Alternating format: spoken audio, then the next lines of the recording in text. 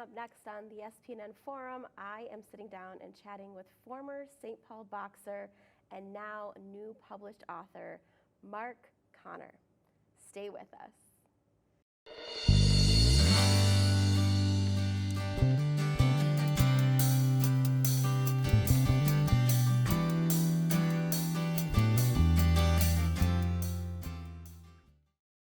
Hi, I'm your host, Anahita Champion, in the Kwame McDonald studio here at SPNN, and I am so thrilled and honored to be getting to meet and now introduce everybody to former boxer, new published author, Mark Connor. Hi. Hi, how are you doing? I'm so well. Thank you for being here today. Well, I'm very happy to be here. I really appreciate it. Look, you have an amazing story, but you already know that, so now we're going to just share that with the rest of our St. Paul community. You are here to tell us a little bit about your experiences being a St. Paul boy, Yes. growing up with quite a career. You have had an extensive background in boxing and now writing and so much more in between. So let's go back to the very beginning.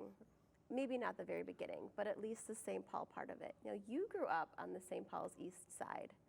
Tell us a little bit about what young Mark was like. Well, start out the first few years, the first 10 years, I was just small, skinny, a bunch of big curly hair, and I didn't necessarily, people didn't necessarily bully me, but I was smaller than most of the girls in my class, and I wasn't the greatest athlete, but I started to grow and get a little bit stronger between ages 7 and 10, and when I was 10 years old, I really, really wanted to box. Now I just begged my dad to take me to a boxing gym, and he finally took me to the Mexican American Boxing Club, which was in the basement of Mounds Park Recreation Center, which is the old Mounds Park School, the oldest standing school building in the state. Oh, wow. I mean the city of St. Paul right now. Sure. And it's now an apartment building, but. Everything's an apartment building these days, yeah. which housing is great, but that's Right. a very unique story. So that's Right. where you had your introduction to boxing? Right. Okay. Right. And growing up, who were how did you get into the interest of boxing? What influenced that? You know, at the time, the '76 Olympic team was really had really dominated, and that's the one that Sugar Ray Leonard was on that team, and he was just becoming a world champion at that time as a professional. Around the time when Ali had retired, before he made his comeback and lost to Larry Holmes, and also the second Rocky movie had come out. I thought the first one, when I seen the trailers, I wasn't really that interested in it. But for some reason, as a family, we went to we didn't see the first one, but we went to the second one. Okay. If I'd seen him lose the first time, maybe I wouldn't have wanted to be a boxer. but all those things, I think, inspired a lot of young boys at that time to want to become boxers. And there was so much attention on TV. There were fights on Saturday and Sunday on the sports channels. So. And you were glued to the screen. All the time. And you were super into it. So let's talk about your boxing experience, your training, and then getting in the ring, and recently inducted into the Mancini's Hall of Fame. Yeah, that was 2 years ago. Okay, well you just brushed that off so lightly. That was a big deal. Congratulations. Yeah, thank you. But we can go back to the introductions of those early years of boxing. Let's talk about that. Okay, so well, I was 10 years old, and I was pretty nervous when my dad brought me down to the gym, but this guy who would have been about, he'd come up to hear me as an adult, but I was 10 years old looking up at him, Emmett Yanez. His family had moved from Abilene, Texas when he was 10 years old to what was called Connemara Patch. It was the neighborhood where Campus Vento Trail is by the Kellogg Bridge, which had been an Irish neighborhood and become a Mexican neighborhood, and in 1930. And he was a World War II hero, Army Airborne guy, fought in Germany and Holland and everything. But anyway, he was this guy that first time I met him, he said to me, you want to box real bad? I said, yeah. I said, do you smoke? I mean, I was thinking, I'm 10 years old. I mean, this guy must think I'm really, a delinquent or something. I was really scared. And I thought he was really mean, but he says, you want to box real bad, come to the gym, we'll teach you to box. Otherwise, don't waste my time. And I thought, boy, this is going to be kind of hard, but he seems kind of mean, but I'm going to do it. And he was actually ended up being one of the sweetest people I ever knew in my life. And he died 3 months short of 97. I was actually at his deathbed with his family when he died. And at any rate, that was I loved it. It was like playing to me. It wasn't. I didn't have to go ride my bike after school. The first thing I was doing. I was at the gym. So sure. 5 days a week and a couple hours a day. And wow. my father just thought, well, he's into something, let him do it. And I was never a good student or anything either. I was never liked to read or anything like that. But my brother always teased me that the one thing that my parents did is they tricked me into reading they bought me a subscription to the Ring magazine. Hey, and, reading is reading. Yeah, and so I ended up getting an English degree and becoming a writer. So. Isn't that the most interesting thing? Yeah. What you don't know can sometimes be the golden ticket to your biggest joy or success, because here you are as a published author, but the biggest interest at that point was boxing. Yes, and absolutely. There's that magazine. So let's go through that journey a little bit more. How long were you boxing for?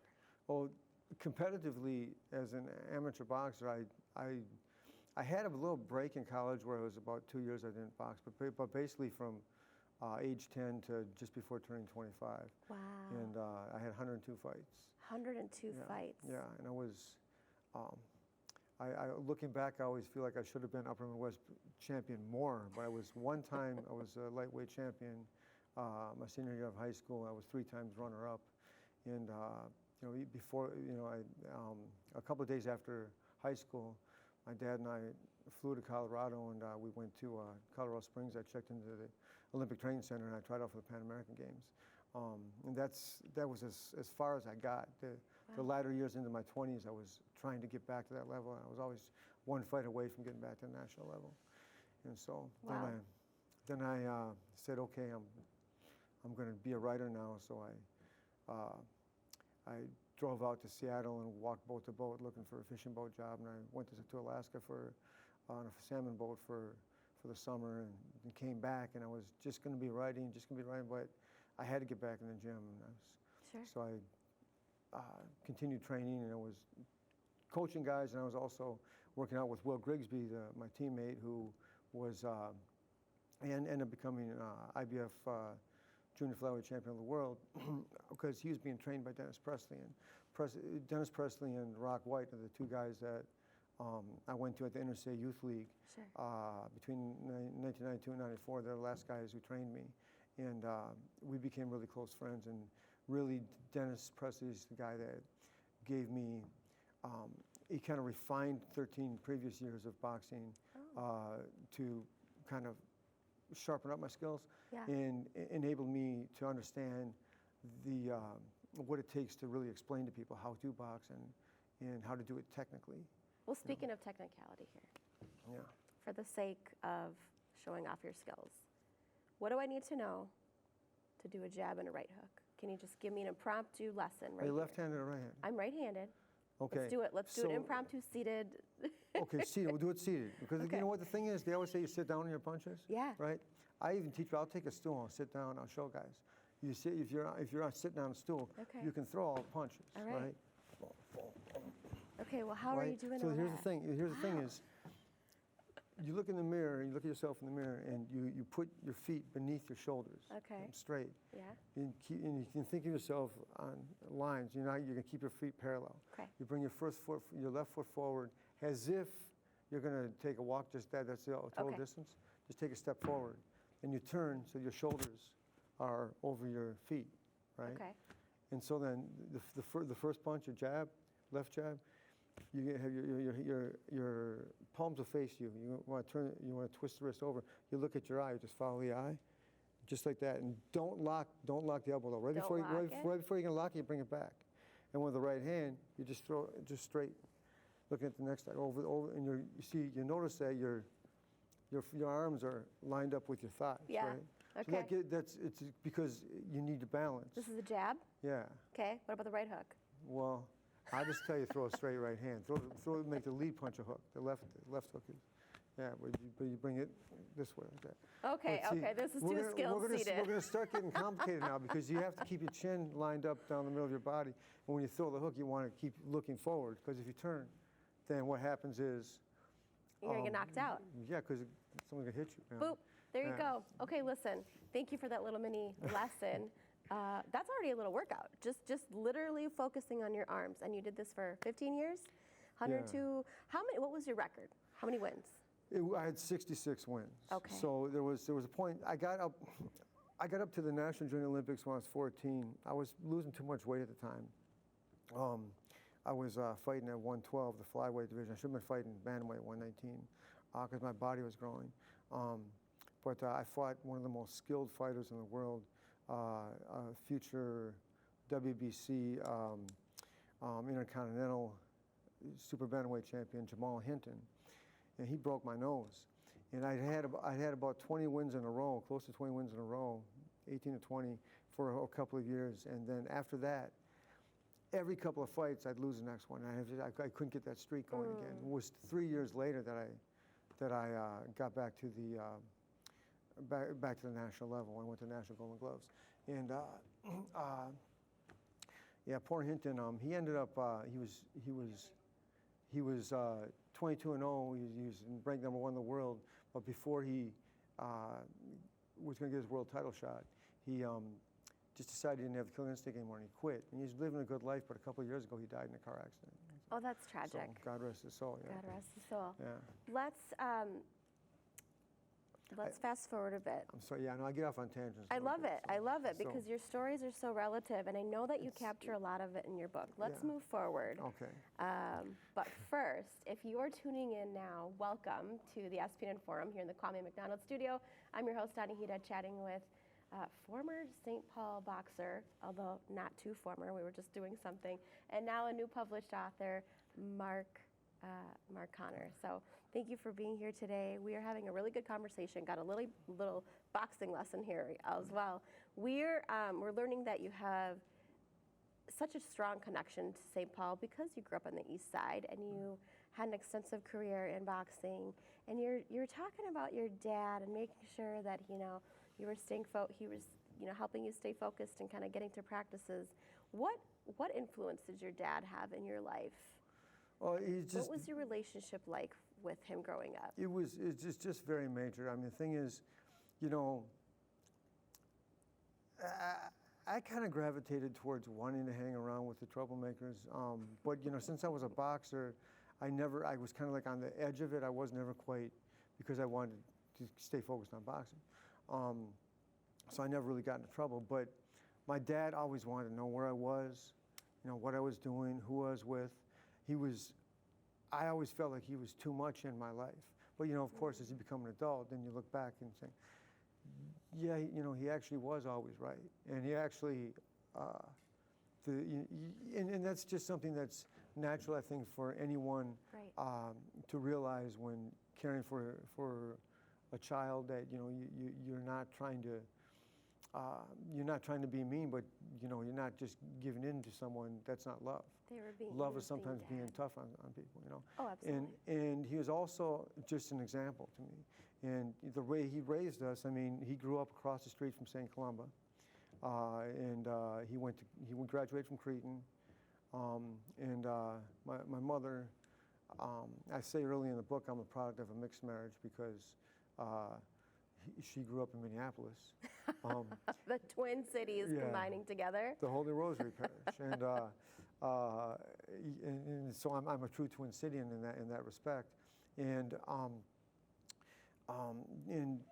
basically we were a St. Paul family, and I went to St. Pascal's for grade school, and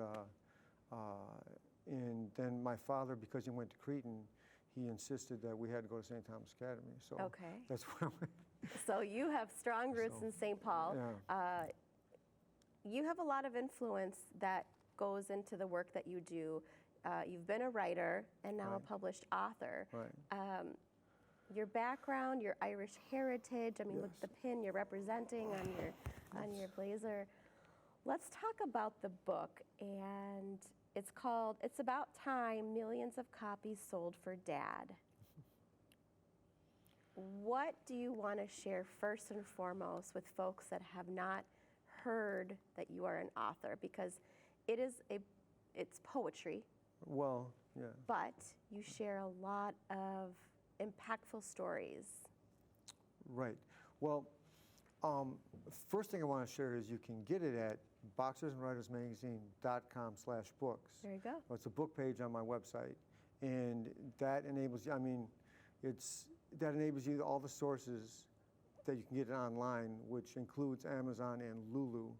And also, the one store at which you can get it now is Irish on Grand, which is just west of Lexington Parkway on Grand Avenue. And I'm working to get it in more stores. And then also about this book, what do I want people to know about it? Yeah, why did you write the book? Well, it's kind of the title is inspired by the reason why I wrote the book. And the reason I wrote it is because I watched my dad die, and I just realized that there's so many things he hadn't seen me do that I always planned to do. And one was I want him to see me with a published book. And so the day that he died, and I wrote the first line, I came up with the title of this book, The Day My Father Died. Would you be willing to read a bit Yeah. for us Yeah. out of this book? Yeah. So I don't know how much time we have and how I don't want to get too down the rabbit hole with trying to go too deeply into some things, but I can open it up. An excerpt, a piece that stands out to you, that perfect metaphor, something that you'd like for us to have as a teaser. So I came up with the title of this book on September 30, 2019, the day my father died. Dad had been on life support since September 20, when he'd had a heart attack in a rental car in a Costco parking lot in San Francisco, California, 5 minutes from the airport, to which he and Mom were about to drive to catch a plane home. I was supposed to pick them up at the Twin Cities International Airport. Mom had called me just after 3 p.m. as I bought a sandwich at the Jimmy John's on Grand Avenue in St. Paul. Mom and Dad had been sitting in that rental car, discussing their great 4-day vacation, staying at the Marines Memorial Club in San Francisco. They were talking about how much they loved each other, how much they loved their 2 sons and their daughter-in-law, Kelly, my brother David's wife, and their 2 grandchildren, Liam, 15, and Caroline, 13. They were talking about how lucky they were and how great a marriage they'd had over 51 years, and how they couldn't wait to get back home to the blessings of their family, friends, and life. Dad began pulling out of the parking spot and was struck with a heart attack, slumping over the wheel. Mom put the car in park and jumped out yelling for help. Their guardian angels were watching over them. Now, I want to jump from there to what we were talking about just before the interview. That was a very deep introduction. Yeah. Thank you for sharing. Okay, now then, let's do 2 things. One, let's go to the first poem. Since we're talking about Emmett Yanez so much, he's mentioned at the end of this poem. Okay. Okay. It's called The Perfect Metaphor, written Monday, August 21, 2017, JMJ. The perfect metaphor to describe boxing is jazz. There's a rhythm to every fight. I learned this from Dennis Presley, who learned it from Rock White. A fighter has a rhythm, and the only way to beat him is for you to break it and establish your own. That's where improvisation begins. No one knows where it will lead or where it will end. Jazz is the perfect metaphor to describe boxing. Every fight has its rhythm, upon which is added improvisation. I learned that from Dennis Presley, who learned it from Rock White, who practiced collaboration with Emmett Yanez and Bobby Zamora, the 2 men who taught me to fight. Look at that. Okay. Oh, I really like that. So that's how it opens up. But so I've got these 3 poems, and I'm talking about Danny Klecko, who's got one of the jacket quotes on the back, who had been pushing me to write a poetry book. Okay. And I talk about how I'd shown him a poem that he worked out at Element Gym, where I private contracted as a trainer. And that's down on Selby in Milton, with the old YWCA, merged with YWCA, but it was over on Fairview Avenue. Okay. And Danny Klecko had worked out there, and I pulled him out of the gym to show him this poem. He said, I mean, I gotta get you on stage, you know. So we did this this reading on February 20th of 2019 at the Turf Club, and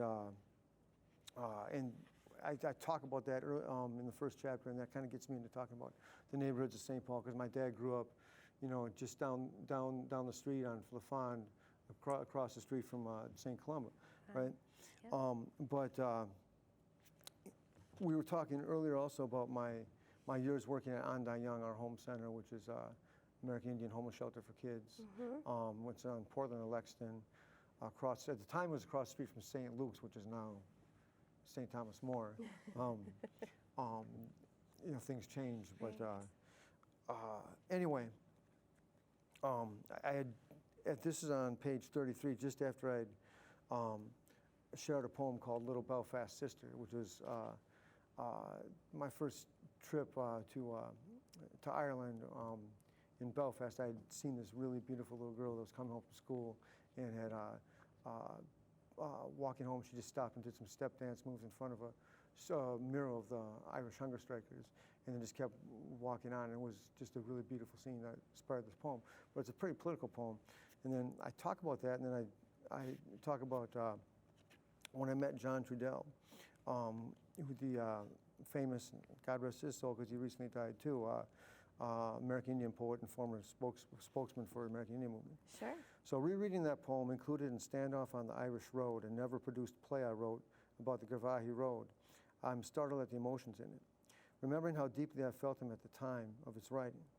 The reference I make to building bridge of United Irishman bicentennial truth, destroying sectarian ignorance, alludes to the United Irishman Rebellion of 1798, which is led by a Presbyterian, Theobald Wolftone, uniting Catholic, Protestant, and Dissenter. After that rebellion was defeated, the Loyal Orange Order, which was founded 3 years earlier in 1795 only for Anglicans of the upper class, opened membership to other Protestants, wedging a divide between Catholics and Protestants over the next 200 years. One lyrical influence in the poem was music from Black 47, an Irish folk rock band led by Irish immigrant Larry Kerwin. On their 1992 album, they have a song called My Fanatic Heart about the Orange Marches. Another influence is the late poet John Trudell, the former spokesman for AIM. Poor John lost his wife and children, as the story goes, to a mysterious fire when he wasn't home, not long after he'd been told, warned by an FBI agent, that his bold public statements for American Indian rights were dangerous, were the kind of statements that get people killed.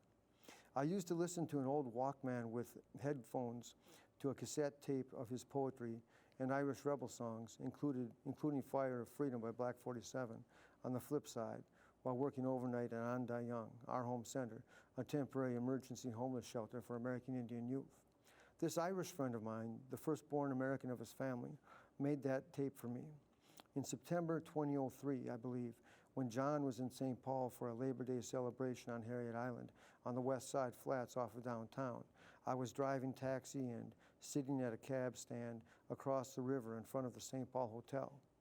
I watched him walk out of the hotel and into Rice Park. Then not long later, I saw him returning towards the hotel. So I got out of the cab and approached him. "Excuse me, John Trudell?" I said. "Yes," he said. "Hi, my name's Mark Connor," I explained, holding my hand out to him. "And I just wanted to say, I really appreciate your work. I'm a writer and I'm driving cab right now, and I work at a homeless shelter for American Indian kids. I want you to know I really appreciate what you do." "Well, thank you," he smiled. "Thank you for what you do." I didn't ask for his autograph, and I didn't try to connect with him professionally. and I didn't ask him to read my writing or help me get published. I just expressed my appreciation, and he expressed his back to me with a grand smile. We blessed each other and wished each other good luck, and he went back into the hotel. A day earlier, I had met philosopher and political activist Cornel West on Harriet Island. It was good to be. They're gonna have to get the book to read the rest of that. This is amazing. So the last sentence, Harriet Island at that Labor Day celebration, and he thanked me for what I do and encouraged me to continue doing it. At this point in my life, it's obvious that West and I passionately disagree on many social moral issues, but I find his friendship with his colleague, Princeton law professor and Catholic civil rights advocate, Robert George, to be the kind of example of the respect and national solidarity I hope we can return to in our country, presuming it has, at least at points of temporary synchronicity, existed before. Thank you. Yeah. Wow. I'm gathering, not only from the name and the title, it's about time. Yeah.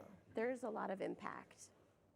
And with your connection to the American Indian movement and the boxing community and your influences and your relationship with your dad, there is so much heart and soul that you put into this project. And before we sign off, because we're running a little low on time, can you share about, give us a quick description of the front? Because the cover of a book, we've all heard, you can't judge a book by its cover, but you can get those wheels turning. And this is such a beautiful cover created by Eric Keast. Eric Keast. Yeah, Eric Keast, yes. And he painted this? Tell us a little bit. He painted this. So he painted this up in Canada because that's where he lives, and he sent it to me online, and it's